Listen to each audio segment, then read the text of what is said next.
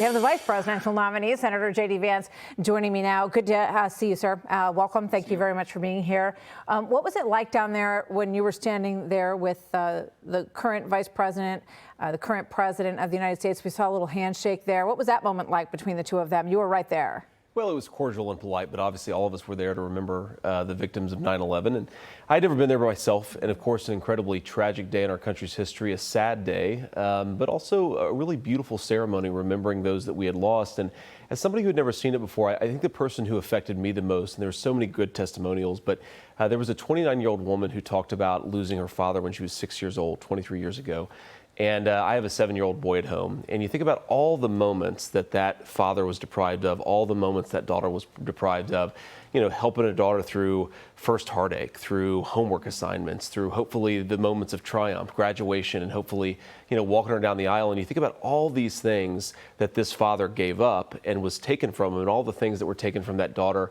And you just can't help but think magnified 3,000 individual stories of lives lost, of families torn apart.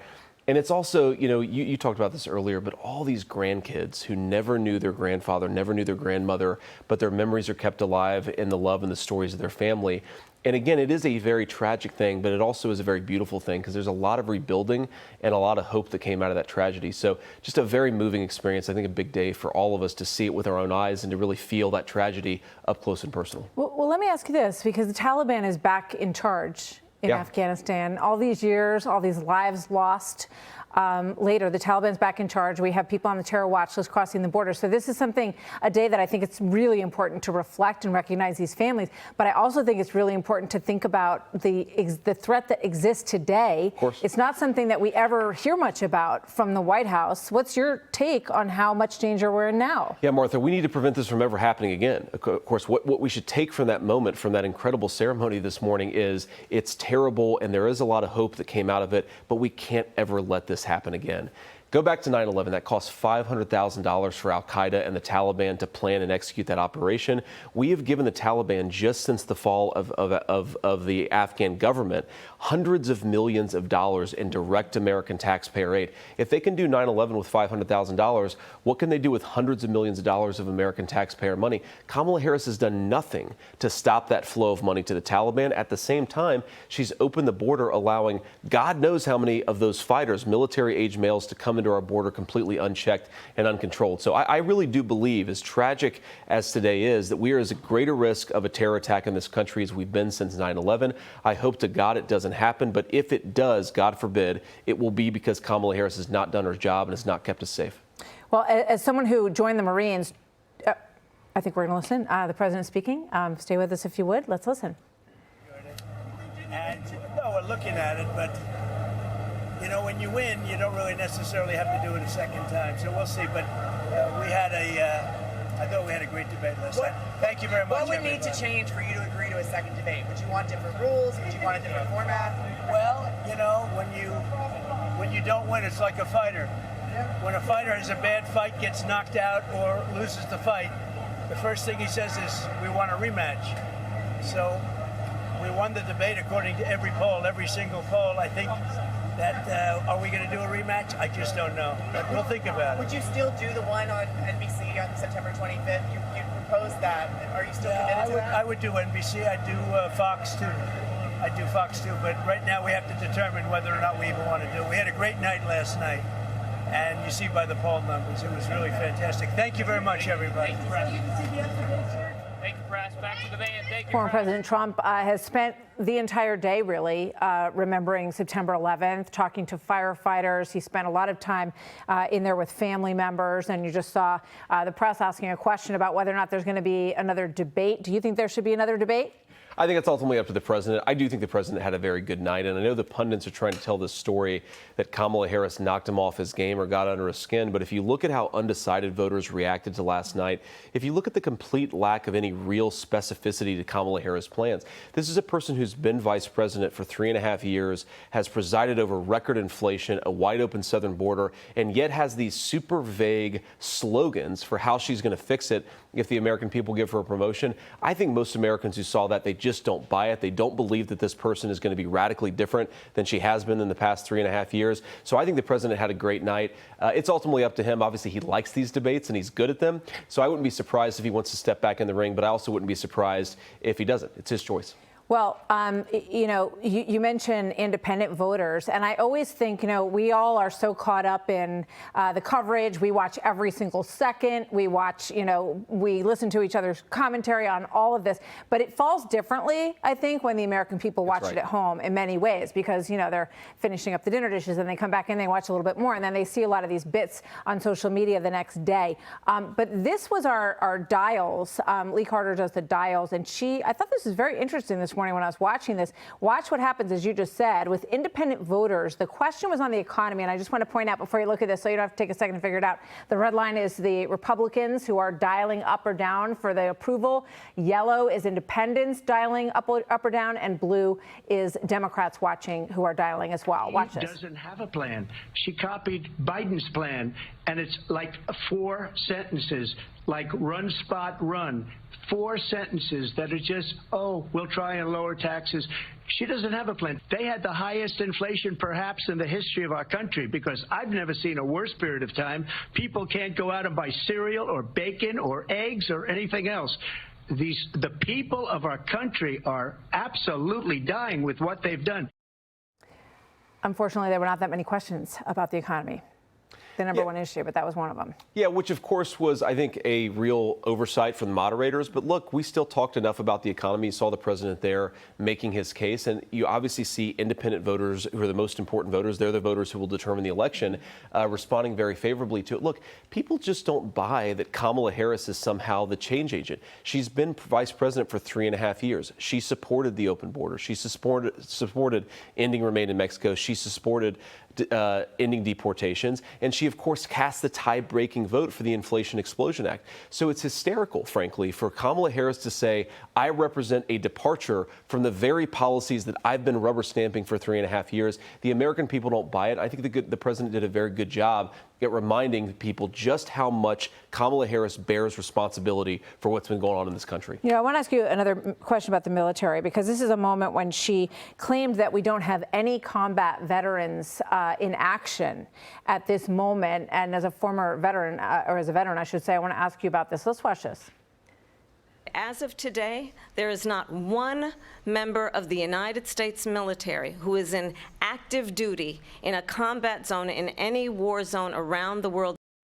Incredible. And for me, it's a bookend to President Biden on June 27th saying that no one had been killed. No American service member had been killed, which to ignore what happened at Abbey Gate was so reprehensible. I think it's one of the reasons that he's no longer in the race. Well, but your take on what she said. Martha, it's astonishing for the vice president to say this. Just a couple of weeks ago, you had American troops who were seriously injured, likely by Iranian-backed militias. The fact that she actually serves as the vice president and is apparently unaware that the people serving underneath her are not just in harm's way, they're not just in a combat zone, Martha. They have been actually injured in just the last couple of weeks. And again, it shows how thin and superficial Kamala Harris's entire approach to public policy is. This is a person who doesn't know what's going on. She doesn't know what's going on around the world. She can't articulate her own economic policies. She can't tell what's different about her policies from Biden's policies. There's just not a whole lot of substance there. And whatever your disagreements about Kamala Harris's policies, and I have many, I don't want a vice president who doesn't even know that we have troops in harm's way. That's not a leader that's fit to serve. I mean, you look at Syria, you look at the effort around the Houthi rebels. There are Americans, I heard Joey Jones talking about this morning, I thought he was eloquent on this, talking about the fact that every one of those people could be activated within minutes.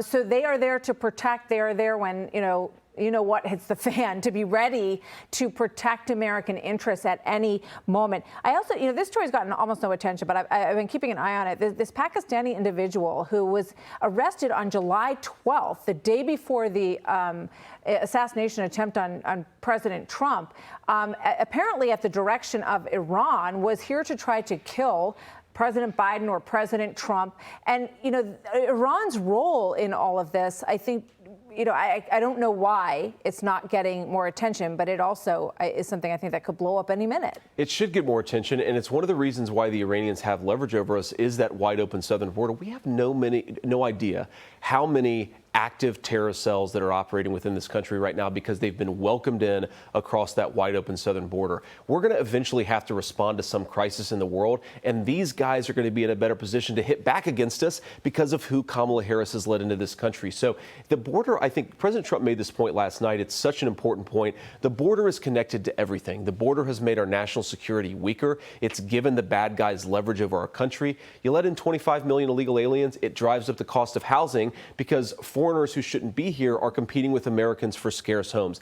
Everything has gotten worse under Kamala Harris's leadership. The border's a big part of it, and it drives so much of what's broken in this country. So how was your experience watching last night when you think about the fact that you are up next, or maybe up next, depending on how things go? And, of course, we're hoping we're going to see another presidential debate, and we'd love to do it here.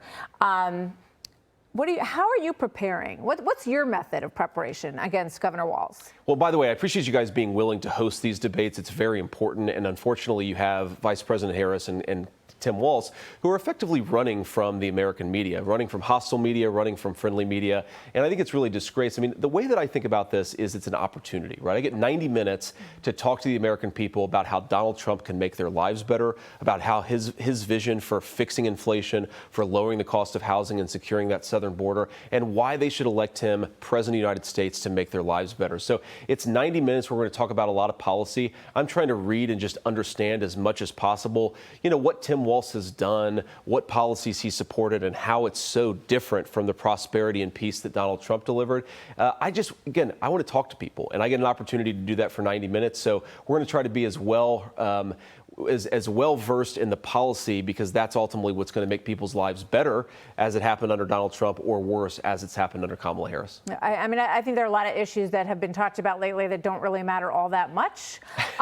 We can guess what some of them are, but it was interesting last night that Taylor Swift gave her endorsement of Harris and Walz right after. She has 283 million followers on Instagram, and I'm sure that someone brought to your attention that she signed it, childless cat lady. This is a phrase that you are going to hear in your dreams and your nightmares probably for many years to come. How do you speak to women voters who obviously they care about what she thinks? Of course. Well, look, we admire Taylor Swift's music, but I don't think most Americans, whether they like her music or fans of hers or not, are going to be influenced by a billionaire celebrity who I think is fundamentally disconnected from the interests and the problems of most Americans. Look, when grocery prices go up by 20%, it hurts most Americans. It doesn't hurt Taylor Swift. When housing prices become unaffordable, it doesn't affect Taylor Swift or any other billionaire. It does affect middle-class Americans all over our country. And so I think our pitch to women voters is very simple. Donald Trump delivered policies that lowered the prices of groceries, lowered the prices of housing, and most importantly, Donald Trump delivered public safety in our country. I've got 3 little kids. I want my kids to grow up in a country where the neighborhoods are safe enough, the streets are safe enough for them to make mistakes and not have it take their life. You've got little kids who are doing drugs laced with fentanyl. 20 years ago, you smoke a joint, you get yelled at by your parents. Today, you smoke a joint, it's laced with fentanyl, and it might take a teenager's life. I don't want that for my family. I don't think most women want that for their neighborhoods and their families. And our argument is, elect Donald Trump, will redeliver the public safety that's been so lacking in this country the last 3 years. Yeah, I thought there was some substance on the foreign policy front last night. And on the issue of Ukraine, there are many conservatives and Republicans who do not share your views on this issue.